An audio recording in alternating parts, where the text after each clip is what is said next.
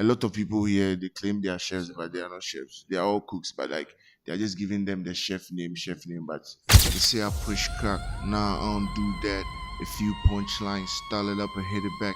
You know the feel the way the boys spit it back to back. I've been charged with murder, never knew I killed a track. In case you wanna holler, you can find me on the track. I'm back at the track with brand new rapper, y'all be feeling that. Gonna love the fame and nice rap and they'll be hating that. The flows is irresistible, you know they see that. I'm the best, I don't care if you don't believe that. I'm in the kitchen popping it, I got my apron on. I cook verses, this is where I get my paper on. I roll it up and bag it up, I'm like the snowman. I go hard like the soul of my Timberland. Charlie, you killed it. Charlie.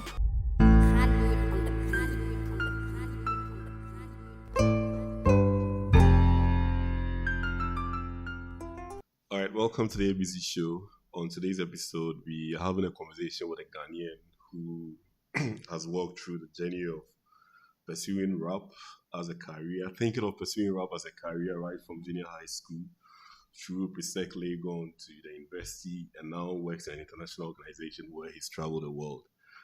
And my guest today is Albert Sego, whose name I only got to know today after about 10, 14 years. Yeah, about 14 years, finally got to know his real name. Yeah. But I've always known him as Biggie, the rapper. Exactly. Yeah. Charlie, welcome to the ABC show. Thank you so much for having me. Charlie. It's a pleasure. All right. So, I mean, whilst we're having a conversation, you mentioned that right from JSS, you thought of being a rapper. Yeah. How did that happen?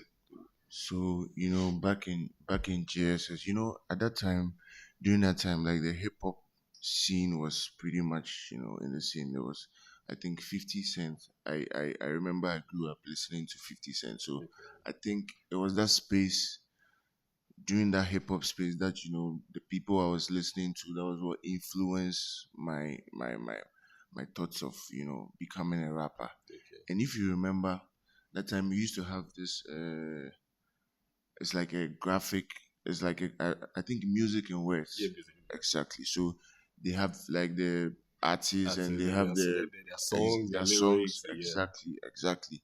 So I used to, read that a lot, and I remember I used to do 50 Cent a lot. Okay. So I fell in love with the hip hop, scene. So I was pretty much into that. So I didn't know I could write till one day I decided to just, sit down and see if I could write something. So once I sat down and I felt like I could write something, I was like, okay, then I could do this. So that's how come, basically it started, this whole rap thing, listening to music. That's how it started basically for me. All right.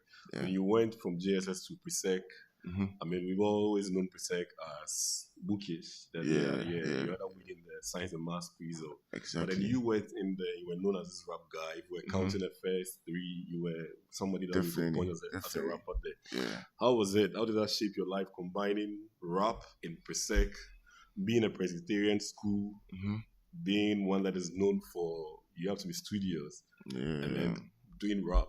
Yeah, I know. It was a difficult thing, as you said, Presec known for that, Christian gentleman. That's what, they used to call us. But there was this aspect that, in senior high school, pretty much, everybody is into entertainment. So definitely there's an entertainment side, because my favorite part was when we have this, was it like when they have this entertainment? I've forgotten. There's a name that we used to call it. Like we go to Other schools coming in. Yeah, other schools coming in. Even with that, when we have, I think on Fridays or something, we have like an entertainment night. People come out dancing, performing, and all of that. So, and pretty much I met big, Presec. Jaso went to Presec.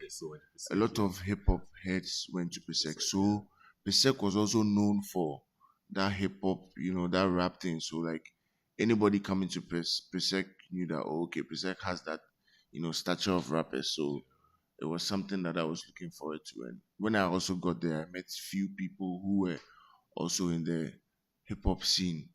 So aside blending the learning, I think I did general arts. So I was able to blend the two.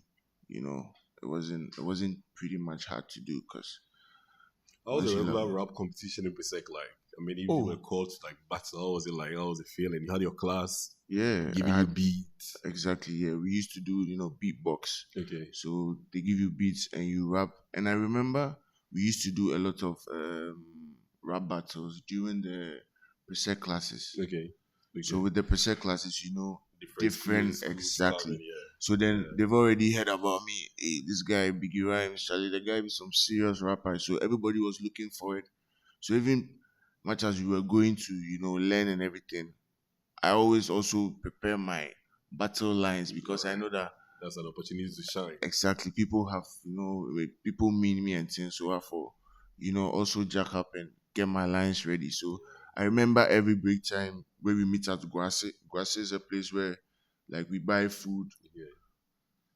People come from like maybe there was this guy from I've forgotten the school, but he was also a big rapper. It was like it was a talk of Accra. I tell you. So Yeah. everybody was looking forward to that, and Charlie, we battled, and the name, went just like that. So I mean, anybody who is in Persec pretty much knows knows. Biggie Rhymes. Yeah.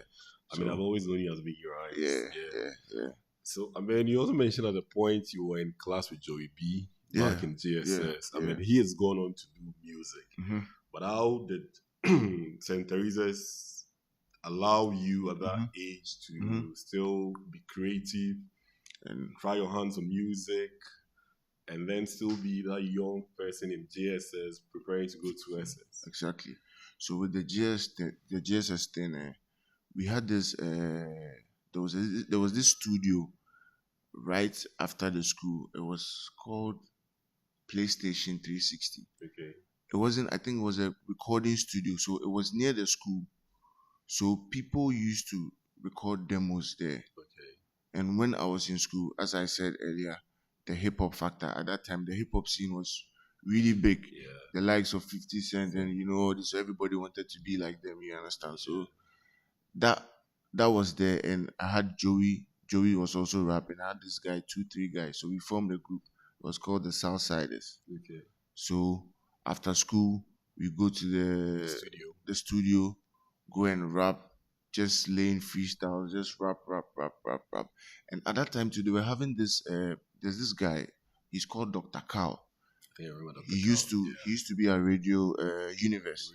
He used to do this GH hip hop thing, and it was a big thing. If you were not a hip hop fan, I don't think you know Dr. Carl. But like, if you're really into hip hop, we send our CDs there. He was the only person who was like actually playing hip hop at that time, like GH rap.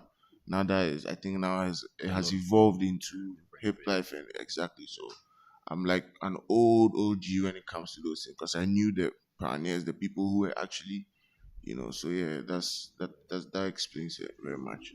But at that young age, do you see that creativity as something you wanted to pursue as a career, or just you following passion and enjoying the fun that came with it? Okay, at that time, it started with when you are in that space, it brings fame. And, once it brings fame and it's into your head, like everywhere you go, people will be like, "Hey, this guy," So growing up, I wanted to be because I wanted to be famous, and everybody wanted to be famous at that time because it's nice when you go somewhere and be, "Hey, I know this guy," it's more like a celebrity sort of thing. So I think that was the reason I really wanted to be a rapper. All right. So I tried to pursue that when I was so I really wanted to be a rapper. Yeah, wanted to be in the game. I asked you that question because I remember while we were in junior high school, I had friends who knew at then that they wanted to be footballers. Yeah. And I know a few who have still gone on to pursue that, but at the point had to make the hard decision to change. I still have people my age who are still hoping to get a career in football. I know. So that's why I asked the question. Yeah. But you and I met in UDS. We met in UDS when I was a year ahead of you. Wow Campus. Yes, UDS Wow Campus. And knowing how UDS was, I knew you was a creative. But I think by then I was a PRO of the hall. We were in the same hall. Exactly. And you were still pursuing rap. Yeah. And I'm just trying to figure out how you combined that rap and then the UDS phase, because UDS, I mean, my first year, I think I did about 13 different courses. And you had a lecture from Monday to That's Saturday, very and you true. even had lectures on Sundays in some cases. So It's a lot. how was that possible for you? It was possible for me because, when I went to UDS, I hadn't heard of UDS before. Coming from Accra, I was like, it was what? So when I got there first, I actually met some people, Like you knew. like some people I knew, like who have also heard of me back in preset classes. So like I think three or four. I think it was Eugene, Haliga, some few Yeah, I people remember those put days. him Tendana. Yeah. So when they saw me, it ignited my, my passion. I was like, okay, these people know me, so we can do this here. So that was how I got. I was like, okay, then that means we can continue whatever I was doing back then.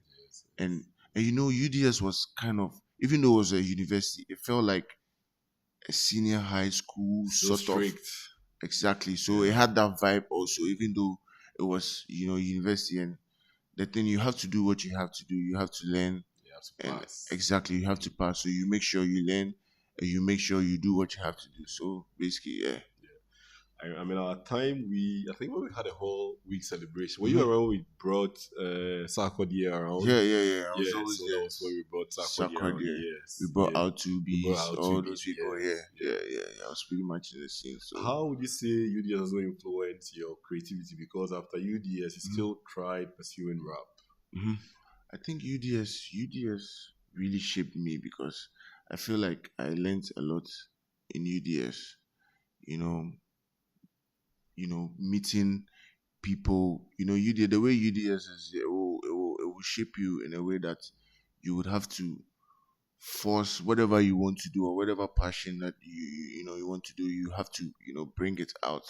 So I think UDS played a major role for me because I'd always wanted to be in the music scene, and I felt like I was making it in UDS too. Because when I was in UDS, a lot of people also knew me because I was rapping and I was famous, and everywhere I go, everybody knew me. So all those things motivated me to pursue it when I get out of that space. So yeah.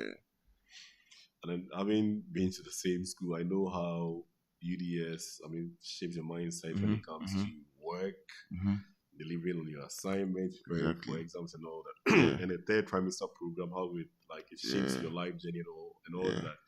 And I have always said that if I had a chance to go back to any school again, I mean, I'll choose UDS 1,000 times. That's very true. I haven't thought of doing a master's there, but for the first degree, the kind of experience it gives me, or the kind of experience it gave me, I mean, if I have the chance to send my kids over there, I will do the same. That's very true. And I'm looking at what you do now and how you think the UDS factor played a key role in that, because switch from rap to something else, or to even decide that you want to change what you call passion to what you are doing and that pays the bills. Yeah. It's not an easy decision. It is. I think I went to Sisala West. Yeah. Even during that journey, whilst we were going, people were, when they drop some people will be crying, oh, they want to go back home. But people also got like good communities, but my community was very, very poor. It was Nivelle, I remember, it was Nivelle. And they had all these people from different background, different culture, and you have to work with them, work together to achieve one purpose. We used to fight, we used to do everything, but at the end of the day, if you don't come together and work together, your supervisor will not sign exactly. So exactly. So you need to tolerate all of them. All of them. We weren't, but we fought so many times. But at the end of the day, so that has really installed in me a lot of things that I'm using as of now. Because where I work, as you say, I meet so many people from different cultures. They believe so. You need to blend with them. You need to understand them. And if I hadn't had that exposure from UDS, I don't think I would be able to work on the cruise ship. Exactly. Yeah. I remember I went to Offenso North. I went to a community called Ayensia Fufu. In fact, there was two communities, one called Fufu and then one was cocoa. So I used Okay. for and cocoa. So the Okay. soil Okay. is white on one end and it Okay. is Okay. red on the other Mhm. end. And I made a community believe that I couldn't speak tree. So for like, we were there for 8 weeks. Yeah. For Yeah. 8 weeks, anytime I went to the school, I had to speak English because I was teaching English as like a part-time job, Okay. not Okay. a job in the school. In the That school, you were assisting when them. the Yeah. kids see me, teacher where you on country, and in your mind, I don't understand you. Yeah. Yeah. But I would say that is part of the things that have shaped who I am today Exactly. and the kind of work I do Exactly. today. Exactly. And I keep saying that if I had to go back, I Mhm. would go back. Yeah. And then you finish and then had opportunity to do national service Yeah. and Yeah. you got to work with NHIS. And I can tell Exactly. you that Mhm. finishing service Mhm. and getting a job straightforward is a big deal. It's a very big Because, deal. yes, It is. how was that for you from UDS, national Yeah. service, and then NHIS for 8 good years? Yeah.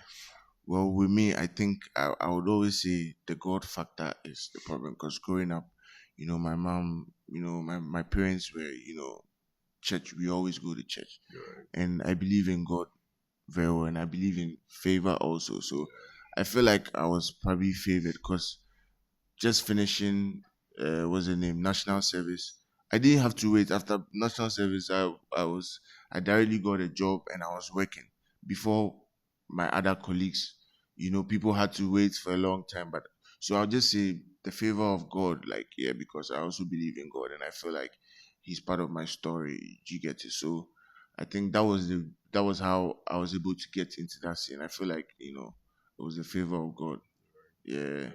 So that was what brought me into that space and working with NHIs for 8 years. It wasn't an easy thing, but at that time I wasn't pretty much into. I was doing music all right, but when reality sets in, you have to Pay the think. Yeah, you bills. have to pay the bills. Is this thing really going to pay? Because at that time, during that time, there wasn't this streaming Where platforms. you could, yeah, you It have to was go see a DJ pay per you for them exactly, to, and that time it was only I think audio. You just upload for free audio mark, and it was only Dr. Carr who was playing our music. So there was no source of income. It's only when you have passion for it. So people will be like, "Hey, is this really what you want to do?" Because so I had to just brush it on the side and okay, let me just fit in this corporate world and see what will end up what I'll end up with. So that's how I'll pretty much say.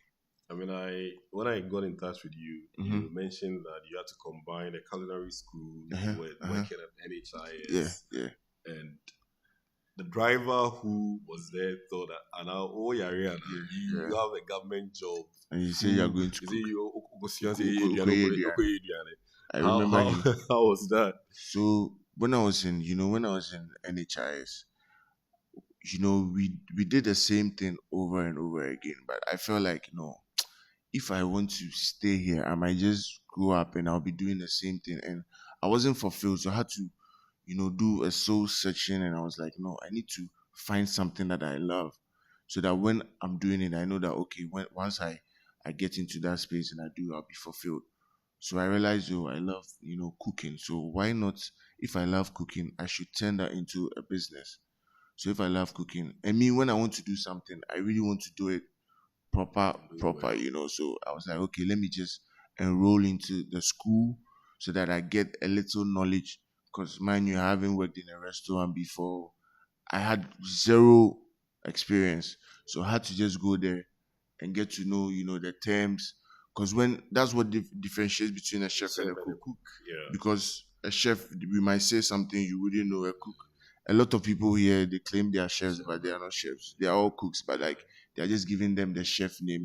But it's so that's how come I went to the school, and I was able to and as you said, I remember sometime we were eating and the driver was like, "Ah, but you pan, ube jai way now," because in the Ghanaian setting, they'll be like, once you have a government After where you you have a job job security, security, yeah. you're secured. So, and at that time, growing up, you want to be something more. You just don't want to be in a buying sector. Because my dad was working for Snit and that, but it was boring. I wanted to do something interesting. That's how come. So he said that, and I just laughed in my head because. And the thing is, I think during that time, the food business, it wasn't really recognized. Like people disvalued it. Like they didn't really pay attention. If you are selling food or you are doing the food business, they'd be like, you're not serious, you haven't been to school. It's now that it's gaining attention. Like people are recognizing it, but then people they'll be like, oh, now they now call it vocational skills, deben. But all these things are what has made me today. If it wasn't for cooking, I wouldn't have been in the US. Do you get what I'm trying to say? So yeah. I I know you mentioned that you picked that up cooking from your mom because then it was easier to do. You had already picked the skills from your mom from helping in the kitchen, and then when it mattered that it became more like a career, it was easy for you to do. And I told you the same how also it was me, my mom, helping in the kitchen and all that. So I see how we are shaped from the things we do from our childhood Exactly. we become. Yeah. And I'm wondering at what point you saw that, okay, this is the time to leave the NHIS and then actually pursue this as a real career path. Okay. So when I went to the school, I was learning much. I was learning much about the hospitality industry. That was when I realized that the hospitality industry is a broad thing. Like it has so many branches. Like there are so many things that you could do in the hospitality industry. I was like, oh, well, I didn't know all these things. Like, it opened my mind to so many things. So I was like, okay, then this is cool. So during that time, we had this. Whilst we were doing, when we do the name of the school was Prime. Yeah, I think Prime School of Culinary Arts. So the guy had a restaurant. The man had a restaurant. So he had a friend who was from Mauritius. Okay. So the guy came in and he was like, they are recruiting for people to work on a cruise ship. And I also had that dream of, because, you see videos. So it was my dream to, travel around the world, be on a cruise ship. So he came and so it was too good to be true for me. I was like, hey, this thing. Because I remember when the guy was even doing what's the name, like hiring for the job, I was at work. Because where my work was and the place wasn't that far. So it was like, and someone called me, it was like, the guy has come over, blah, blah. I was like, well, let me just give it a try. So I went, I passed the interview, and things started folding up. But during that time, a lot of people had he interviewed a whole lot of people. So at that point, then I realized that, okay, so this thing can actually be like something I could take and, build upon it, and it will be a career for me. Because when he came and he was telling us about the cruise ship jobs, and I was like, well, I was really intrigued and I really wanted to, get that experience. So I'll say that was what made me make that decision. So the mentorship required to do that. I mean, your parents telling them you were leaving NHIS because if your dad is someone who works in the public sector, has like a secure job, you retire. So your small snitch will come at the end of the year and at the end of when you are retired and all that. How did you convince them? How did you make that shift yourself? Okay. With that, the thing is, my parents, at some point in time, like, I lost all of them, so they weren't in that picture. Okay. Do you get it? My dad passed when I finished SS, and my mom also passed when I was done with service. So they weren't much. So right now it was up to me. So it was me against the world. I'm the firstborn. I have a sister, so I have to take decisions that will shape me. So they didn't. Maybe if they were there, maybe they would have. Because I remember, we used to have this one pastor, and I even told my uncle about it. So my uncle was like, but that my uncle, that's why sometimes it's good to, meet people who have traveled. Because, when you travel and get that exposure, sometimes when people are having this kind of conversations with you, okay. So when I told him, he was like, okay, that's a good thing, because he had traveled, so he knew the essence of these things, and he knew that, okay, it's a good part. Because in Ghana right now, you see the way the workforce is and everything, it's not. So they weren't in the picture. My parents were in the picture. Okay. That's how come maybe it was easier for me because I had to take, the bull by the horn and like being that firstborn. Exactly. Try to make something for myself. Yeah. So I know you still, if I give you a mic or give you beats now to rap, you still have it. I still have it. But how has that influenced your creativity in the kitchen? And you earlier you mentioned that in Ghana we call people chefs. Yeah. I know I'm in a restaurant space. Yeah. When you are interviewing, for me, for almost every interview I do, I get you to do something practical.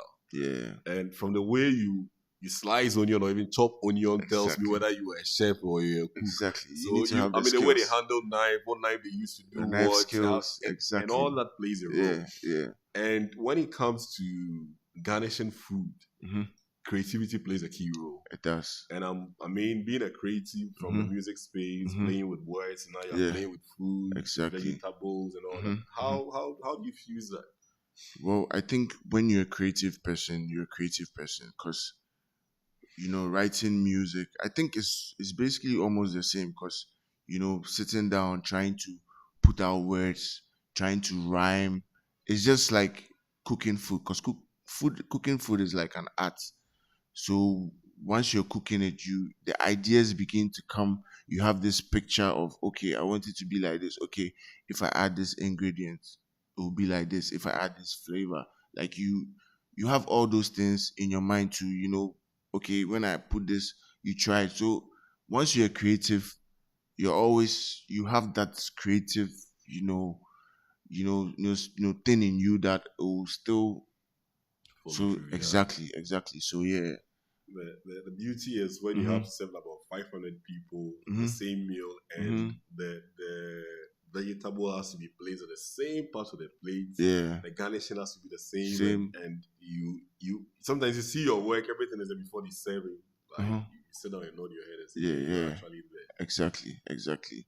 So it's the life of the school. You mentioned right after the culinary school, you had to team up with another UDS graduate where you guys had to grill at different events. Exactly. This guy has a farm, at parties and all that. How did that also start, and how did that also help in the journey? So I think after when I finished the school, I was still working with NHIs. I hadn't gotten the job yet. It was still in the process.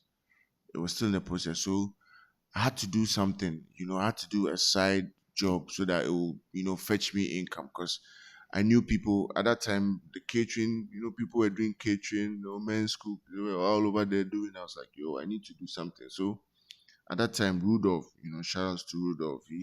He was a farmer. He was also getting into this farming business. So he also went to UDS. So that was how come I knew him. So we just team up and was like, okay, because I'm really good with meat, barbecue. I know the formula in, marinating. Okay. When you want to marinate, there's this 3 formulas that you need to use that will make the meat exceptional. Okay. So I was like, okay, let's do this. So we came together, me and him. We opened this. It was called Solemn Grills. Okay. So we're doing grilling services. And the good thing about it is, he had a farm. Okay. So we're basically using his product exactly. Yeah. So once it's pork, we get the pork from his farm. We were doing events back to back. That was when I realized that, social media was a very, big factor because we were posting. You post and you feel like people are not seeing, but people are actually seeing, but they wouldn't say anything. But through that, the customer, the base started rising and people were patronizing because if the food is good, everybody will definitely, come back. So that was how, we started with this solemn grills and we were grilling our event, and it was a fun experience. I remember one time there's this party that we went and we were grilling and they had this cake, but we didn't know the cake. They put some things in the cake. So we were there and Charlie, we ate the cake, and after that we realized that no, Charlie, the way we they stand there. So that day we actually slept at the place. Whoa. We slept at the place the whole night. We were like gone. We woke up in the morning. it was like a house. So we woke up in the morning, we were like, hey. And there was this other time, the first time we were grilling, we when we closed, we were going, had this pickup. So the grill was at the back. And that time we had started. So we didn't really know how to manage the things and there was charcoal in the grill. that was still burning. So we were moving. Whilst we were moving, when we got to where we got to, because fire moves with air. Yeah. But we were able to a policeman. It was around like 3, 4 a.m. A policeman was like, "Hey, but when they show," that was when we got down. We were able to. I was like, oh, okay, this is something that because we didn't actually know because it was something that we were starting. So these were some of the experiences we had. That's Yeah, yeah. When you run your own gig, Mm-hmm. the sort of experience you get Mm-hmm. is different from when you are an employee. Yeah, And also when you're an employee working for a startup, the sort of Mhm. experience you get it's different. is different from working for a business that is well established, has their documentation, everything in place, and all you need to do is to fit in. So usually when I am recruiting, I'm looking at if you are from a big start, like a big company, Mhm. you are not part of the growth process. Mhm. You usually they come, we've done this, Mhm. you think that they can solve most of your problems, but the problems of a startup is different from the problems of a business that is well established. Yeah. So when you talk about your experience at the grilling thing and all that, Mhm. I'm wondering how that has shaped you into now you work for this cruise ship, Mhm. and then you also building your own startup. Yeah. And how all these things fuse into like Yeah. direct you towards where you think the end goal is going to look like. So the thing is, I want to start something, but as you said, I need to get people who come together and who form a team. And I haven't actually got the people that I want because I know starting without that team or anything the people who be here will be it wouldn't make the business run. So what I usually do is, on a ship we go like 8 months, 6 months, and we come back like 2 months vacation. Yeah. So during that 2 months, what I do is sometimes I organize, pop-ups, Okay. like private people who know me like you. So that's what I'm doing now for the start to just try and but I have plans of getting this. I have this sauce recipe that I have, so I'm planning on this year. I want to roll it out. So Okay. I want to do that thing and start selling it. And yeah, so it's just baby steps, small. Yeah, exactly. You've traveled. I mean, when we Mhm. spoke, you said you've done over 8 countries. Yeah. And usually the feedback you get when you get opportunity to travel from young people is, Mhm. Charlie, why you go Jackpa? Why wouldn't you leave? And I think you have a visa and it's easier to run away. Mhm. What has kept you, I mean, going? Like you've been to over 8 countries, you go and come back. You know that you're going to do 8 months, come back, Yeah. 2 months, and what keeps you going? What do you see that other people are not seeing? I think it's the passion. Once you have passion for something, once you love something, love is a very big word. Like they say, God loves us unconditionally. So once you love something that you do, that's what is going to keep you. Because at some point in time, even on a ship, I sometimes because the work pays like it's crazy. It's not like in Ghana here there we are joking because we serve like over 6,000 people and you have to be fast. If you are not fast, you'll be left behind. So all those there are times that the chef will come and get angry and throw things and all those things you see in movies they are true. Like it actually happens. Like you want to quit, but like the passion you have for the work, like you're doing it from your heart. So you feel like and you know where you're going. Like you have a purpose, you have a vision. You know that this is what you want to achieve. So all those things are just keeping you in place because you know that you know where you're. So that's what actually keeps you. Actually, the jackpot matter that you said. I remember when I had my opportunity to go. People were like, "Why don't you run away?" and all of that. I was like, "Yo, why would I run away if I have a job? And even a job that I'm even doing, I don't even pay rent. I don't buy food. Everything is free. Why would I run on land and go and suffer and now look for try I feel like it's just like the Ghanaian they don't think about that. They don't think about the future. Like they want just short term, but once me I sit down and I know that, oh, this is the path that I'm going, or this is what I want to be, I just stick with that. So I would pretty much say it's the passion that has kept me. Yeah. And on the ship, I know you have different nationalities, Hmm. different cultures Yeah. working Yeah. in the same kitchen. Yeah. How have you handled that?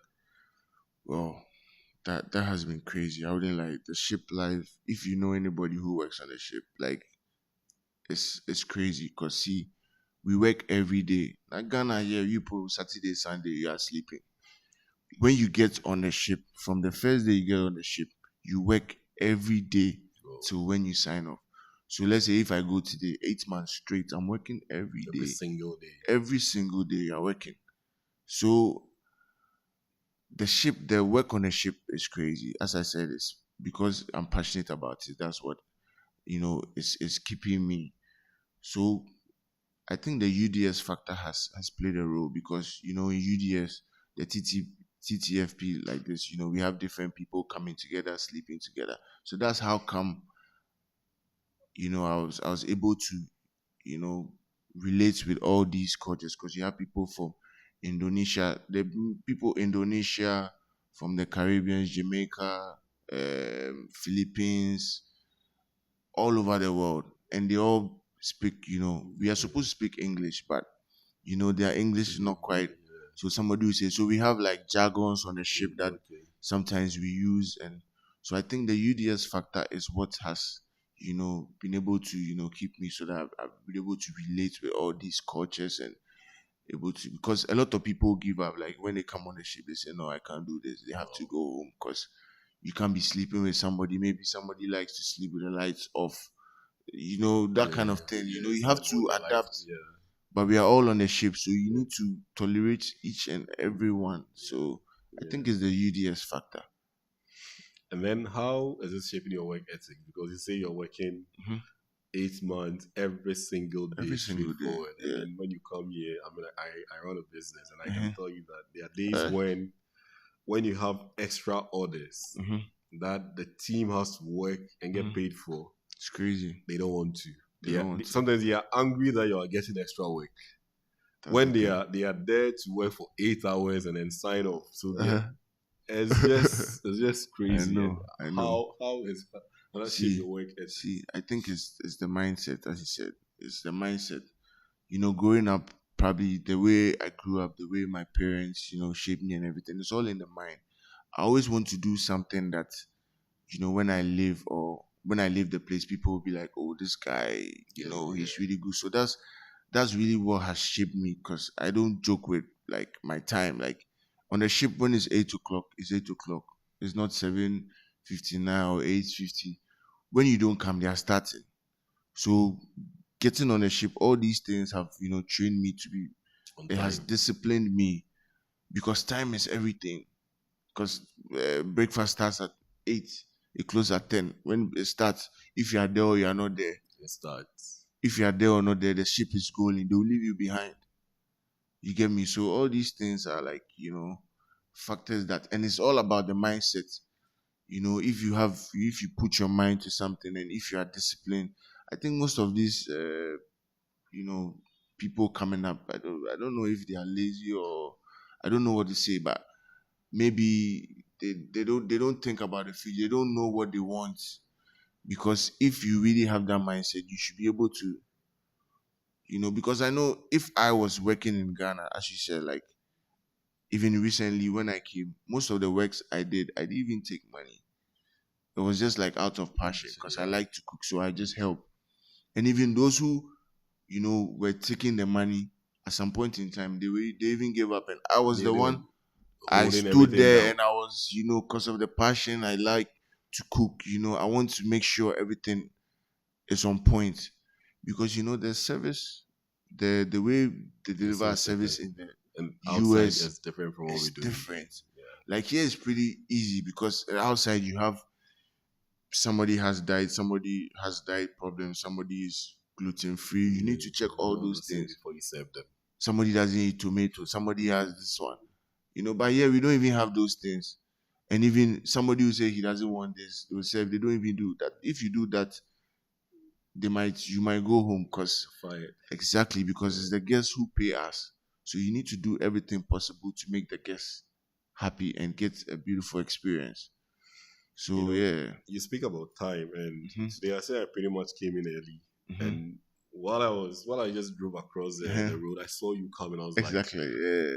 I mean, that is you, how you dress from Yeah. yeah. So I Yeah. saw you kind of at the point I was saying, no, maybe this is someone who looks Yeah. like you. Then Yeah. got out of the car, took my bag, and I saw you. Then I Coming. raised my hand, you Yeah. waved, and I was Yeah. like, I don't joke with my time. how come you are this early? Yeah. And it was here you had breakfast. And I asked where you were coming from. You were coming from Kaswa. Exactly. And I tell you that I dread going to I Kaswa. But for know. you to make it that early Exactly. here tells me what your work It's the ethics ship. look like. Exactly. Yeah. And we are talking about young people of this age and how they see Mm-hmm. opportunities. Mm-hmm. I remember my first job after secondary school. We worked Mm-hmm. in a laundry and we were paid 20 pesos for ironing every shirt. It was someone's job Mm-hmm. to inspect that shirt Mm-hmm.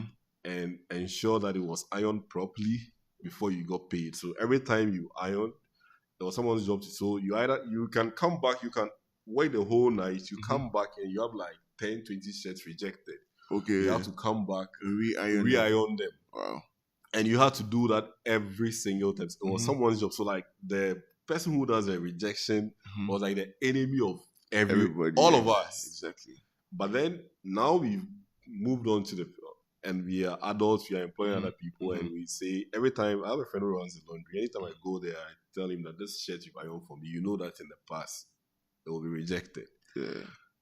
And I'm wondering what at all It's it a is that problem. we Are not- had that has made us who we are, that this generation is lacking. And I don't know if you have an answer. You may not. But I just think this generation they have things pretty much at their doorstep. Social media. Everything is easy. They just go on the internet. So like they had things easy. That's why I feel like they are not really right now. Back in the days, you can be right now content creators like they are making money. So they feel like they are in their house. They just put a camera, make a video, make my like things are so easy. AI, do you get it? So, but back then you have to really, Charlie, So I feel like is technology maybe yeah. I think times have technology. changed. That's Yeah. one. Yeah. I mean, you could bet Mm-hmm. a lot of people. So my guy who runs the laundry Mm-hmm. picks people today. They come tomorrow. They're not showing up. You tell someone there's a job. The first question is how much is the salary. Exactly. The first is not even about what is the job about, and He wants to know how much how the money much you are paid even Mhm. before they come and say, okay, they want to Yeah. do the job. And they come, they don't stay, they are running. And it's not everybody. Yeah. There are few who There are few know people who what stand they're out, working towards, exactly. yeah. But things are a bit more like different than they Mhm. used to be. And like you said, Different. you could be on your phone and make money. Charlie, at times you were not within someone's Ah, backyard, You get what I'm washing trying to say? someone's tank or doing some ball, You carrying understand? concrete. You Like understand? a hard job. You were not doing that. You were not going to get money coming from Exactly. anywhere. Exactly. So, and I'm looking at the kind of future we want to build for the young ones that are coming, because Mhm. you want to go into like running your own gig. Yeah. I woke up today and we cooked rice at home. Mhm. Then my 4-year daughter goes like, Kekeli, mommy says we are eating rice again. Like rice again. And for us, it was joy when we were going to eat rice. Exactly. And I'm looking like this 4-year-old telling me that mommy wants us to eat rice Boring, again. yeah. We ate rice yesterday. We are eating rice again. And I think that if we are not deliberate about changing the mindset of our kids and the generation after us, after us, it will be difficult for us as a country. Yeah. Because we are the ones going to take the help of affairs of this country in the next 2 elections, 3 elections. Yeah. Our age mate to be the ones in Exactly. power. Yeah. And I'm wondering what you think is a mind shift that we can all do in our own small corner, like push an agenda in our own small corner that can change the mindset of young people. The jackpot. I mean, there are opportunities out there for some people, not all of us. Exactly. But how do we change the mindset for everybody to believe that yes, like you believe that the food or the hospitality sector has money, the entertainment space has money. What do you think we can all do? Well, I think as you said, we need to change the mindset. Like you need to probably organize like impact like organize programs and just let them know that hey, once you change your mindset about certain things, it's all in the mind. Once we get a program or something that is able to change their mindset, we'll start from there. But if we are not able to do that, it will be very difficult for them to, because I see that they have everything on a silver platter. That's why they don't not everyone, but most of them, they don't actually sit down and think, and they feel like soft life. Right now they say Everybody soft was life, out, yeah. especially most of the ladies. Some of them, they don't even want to work, but like there are so many opportunities out there. Like when you sit down, there are so many of just that Yeah, the person doesn't want to work because he feels like maybe selling food, maybe selling wache, it's below them. selling kebab. But if you actually go and sit with a kebab seller, go and sit with a wache seller, and he tells you the How much they amount make of a money day? a day, even you are in the office, you don't even make You that know, in it. I don't wear clothes. So we just need to remove that mindset and just go on the grounds. As back then farming, people didn't. It was now that people are actually accepting to Farming. to do farming. But back then, if you say you're a farmer, they will laugh at you. Nobody they see you. If you say you're See doing vocational skills, somebody will laugh at you. But these things are what is bringing the money. Is like everybody's moving to that space now, so that's true. they need to change the mindset. That's it. True. Say telling someone that some of these guys who get money easily and don't know where to put it, Hmm. they put that money into farming. Nobody will come and chase them and ask them where you got Exactly. your money from. Yeah. Yeah. I mean, let's talk about mind shift. And you've spoken about that. You have reinvented yourself a few times. Hmm. And I say that because in our earlier conversation before we started the show, I was talking about families that we considered being rich families when we were young. Hmm. We had a corn mill. So everybody who came to mill at our corn mill, like we knew like which kinky seller was doing most, because the kinky seller that was selling the most kinky will come with the most corn to mill. No, And exactly. the banku seller that was doing the most, the chop owner, and their kids, their mothers were selling kinky, but they went to the Pechepe schools there, they went to the private schools. Exactly. We were in Saito. And now this generation, they grow up, they finish university, and they think that the businesses that took care of them are not worthy of them to be a part of. So the kinky seller's daughter now works in an office, Yeah. earning less than what his or her mom used to earn. Exactly. And we are all here thinking that we need to be in an office to be acknowledged as having a job and all Exactly. that. I'm asking, you've gone through these phases. You have thought of pursuing rap at a very young age. You went to uni, then you work in the public sector. You then go back to school, become a chef, now becoming an entrepreneur. Yeah. And what did you see differently that allowed you to take such bold steps? Well, I think growing up is, as I said, this, there's this verse in the Bible, train up a child The way you should go. So exactly when he goes. I didn't really understand that verse till now. Like it's now that I understand. Okay, so this verse makes sense because in as much as you think the way your parents are shaping you, you feel like, oh, they are disturbing you. Like back then when we was more hard doing too much, but when you grow up and you get there, you be like, okay, these are the things, these small things that they did is what has shaped you to become who you are now. Even though we are all not perfect, we slide back and forth, but then you still have that. Once you are going off track, you you are remember going off track. exactly. You remember certain things, and you come. So pretty much, I think it's the environment, the worldview where you grow up. All those things are factors that will, that I think that's what me. I think that's the things that help me shape. Losing my parents also, and reality had to set in. I had to, stand up and be a man. I had to really stand up to do all these things. So yeah. I mean, with all that you do now, what for you will be like a true definition of success? Like today, when you look back and see what you're doing now and what you intend to do, what would you say that for you at this when I get to this point, I can say that yes, I have not that I have all the money I'm looking for, but I think that I this I'm is good. success. This is a definition of success for you. Well, I think I'm already. I see myself to be successful already because a lot of people are dreaming to work on a cruise ship. It's not easy. Like, so it was a dream, and I'm now living the dream.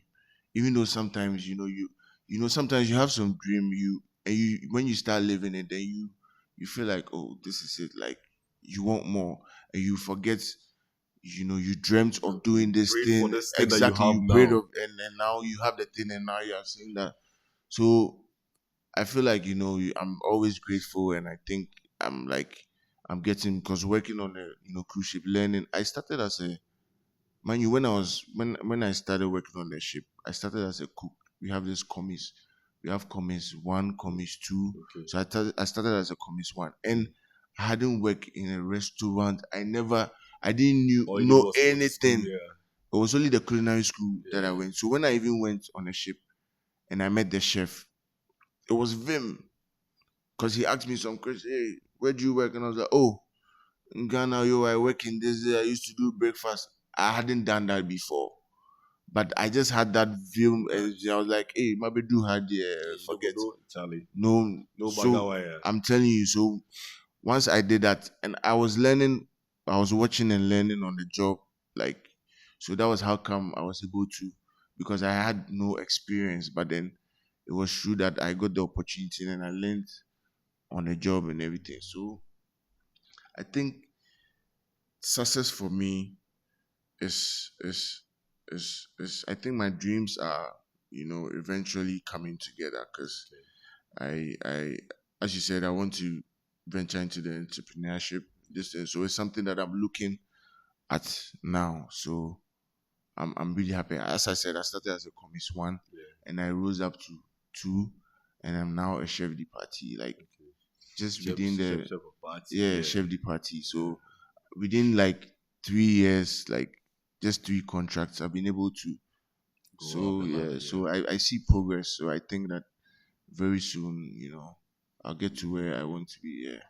I like that you mentioned there are times where you get to a point in life and you are somehow probably going to think that what am I doing here? But this was once your prayer. Exactly. This was once a prayer that you had that, and I tell that to people every time. So when I have people who say, Charlie, I'm looking for a 5K job, like a job that can pay me 5K, I tell them that, Charlie, you're going to get a 5K job. And you still And 3 months time, when you start paying the bills and everything, you think that 5K is no money. enough, yeah. But once upon the time, the prayer was that Exactly. you wanted a 5K job and you thought that a 5K job could solve your problem. Yeah. I think that dreams are not cast in stone. They are not cast in iron or anything.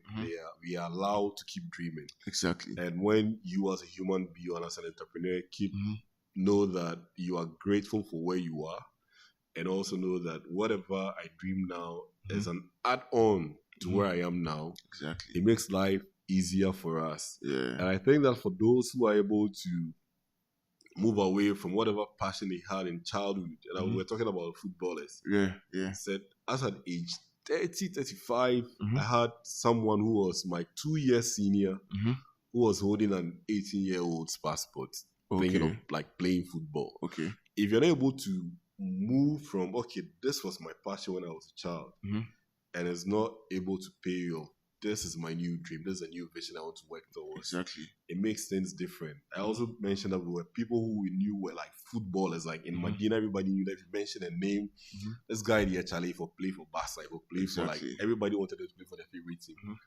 They got to a point, they got to a realization that this dream isn't going to come true. Switch, learn a trade, find a job, and then really find whatever the goal is. That's very true. And for me, as one key thing, I think that not just as young people, but as individuals who have dreams, we don't need to say that this is I want to be in the army, and if it's either I join the army or I die. I'm also not saying that don't pursue that dream, pursue it. But if you look at the data, like Charlie, just 1% of us are playing You football, understand? acting, doing the things that Yeah. challenge you are really passionate about. But if you learn a skill, learn a trade Mm-hmm. in Africa here, trust me, you're You're going to gonna, make it. yeah. Like you mentioned, the watch seller is probably making money that Yeah. some of us are sitting in offices and are not making. They're not making that Yeah, money. so I like that part where you say, Charlie, the dream is here. Don't forget that. That was Exactly. once the prayer that you had. Yeah. And when you talk about the God factor, Mm-hmm. I like that bit also Yeah. because I mean I'm also a son of a preacher. So my Mm-hmm. dad is a Presbyterian pastor, Okay. Yeah. and I Expensive. remember the morning devotions we had Mm-hmm. and all that, and how it plays it's playing a key role in the things that I do. Exactly. Now I say I don't go to church every Sunday, but I always remember that these are the things that we are required to do. And when you are going wayward, you know that you are. I always say that exactly. Everybody knows what they do that is right and what is wrong. Yeah. So I like the way you touch on those two factors. Yeah. And I'm asking what advice you give to your young self. Say you were back in Presec, you were back in UDS. Mm-hmm. Your younger self, you are back in SS, and is there any advice you give to yourself? Well, I think all these experiences I had, growing up, I wouldn't say I'll give myself any advice because I feel like all those experiences shaped me to who I am now. Because it can't always be rosy, it can't always be good. There are certain times that you have like bad experiences, good experience. So I wouldn't say I'll change something or maybe I'll advise myself because you live and you learn. Yeah. If I hadn't fallen down at that point, I wouldn't have known that, okay, if I had done this way, it would have worked. So I don't think I'll advise. I think all my life growing up, everything has shaped me to who I am today. Yeah. I like the fact also because Yeah. most often than not we think that if we had done something different at an earlier stage, you probably would be doing something. When when we were having this conversation earlier, we said that if you had gone straight to doing home econs or whatever, you probably wouldn't end up on the exactly. Yeah, you wouldn't end up where you are. Exactly. So when you connect the dots, it tells you why you are where you are and gives you reason to be grateful for. It doesn't mean that we don't learn from whatever mistakes we made in the past. It means that when we are taking those decisions, in hindsight, we are taking those decisions, we'll take them in a better way. Exactly. But do we want to change who we're going through to become who we are? Not at all. No. So I like that. I think I also said I had a few questions for you, like quick response. And would you want to do rap or you want to do cooking? Like for now? Like for now. Cooking, of course. Cooking with an element of rap. Maybe, because it's all in the same. Because hospitality industry, you need to entertain. Yeah. So once you're doing the cooking, you can entertain your guests. So it's pretty much the same. Yeah. Will you do Ghanaian food or international cuisine? See, if you have traveled around the world, you know that there's nothing that beats Ghanaian food. Thank you. Because Charlie, you go to some place, some food they'll serve you when you eat. Yeah. Charlie, Ghanaian food over foreign food. I'm telling you, no lies. Solid. Trust me. I've been to East Africa and no pepper. No. If you want pepper, you have to request for pepper on the side. If you're in Europe and you are ordering meat, you have to indicate that you want it cooked properly. Done. You want Otherwise, they'll give you medium rare. You understand? So I feel like Ghana, we have like really Ghana. We have the food we have. Like if we should be, the only thing we are pushing out is jollof. See, we have shito. Shito is something that we can really push, and it will go out there. But we are just jollof and wachi. There's so many, food. Ghana really is blessed with a lot of food. If you go out, you know that, hey, I miss so anytime. That's why mostly, this diasporans, when they come back, the whole one is because of the food. That is true. It's because of the food I wouldn't like. So Ghanaian food over anything, trust me. What one country has changed your perspective the most? Well, I think maybe Mexico and Bahamas, because, going to Mexico, the way I think we have similar, food. I think mostly in the world, I feel like our foods, like the food that we have, that they are quite similar. It's just that these people do it in a They different use a way, different name. and they have a different name. Because in Mexico, like this, they have this thing called empanada. Empanada is basically meat pie. Okay. If you see empanada, it's like meat pie, but they call it empanada. So and they have this chimichanga. It's just like samosa, like Okay. the way, but it's just the same thing. Just that with that, their feeling is different. We Okay. put, so I feel like we are all, you know, we have the food around the world is quite similar, especially even with the Jamaicans. Like basically most of our food, Almost the yam, same. Yeah. yuca is It's basically cassava. yam, it's Yeah. cassava, Yeah. but you go to the restaurant, they say Yeah. yuca, you feel like Yeah. it's something else. So yeah, Yeah. so yeah, it has. What would you say is one skill that everybody should try and learn? I think it's time management, Okay. because I feel like if you are able to, if you really respect time, you'll be able to. The reason why I said that, working on a cruise ship, if you don't have time management, hey, because you have a specific limited of time to do certain things, so you need to work fast. The faster you work, the earlier you get a break.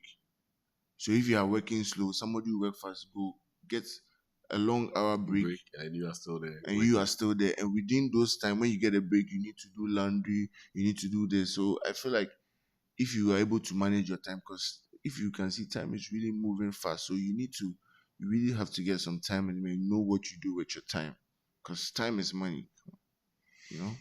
What's one hard truth about success for you that, I mean, all these years and everything you've gone through, you say that this is one hard truth that it's difficult to bite, but gets you going?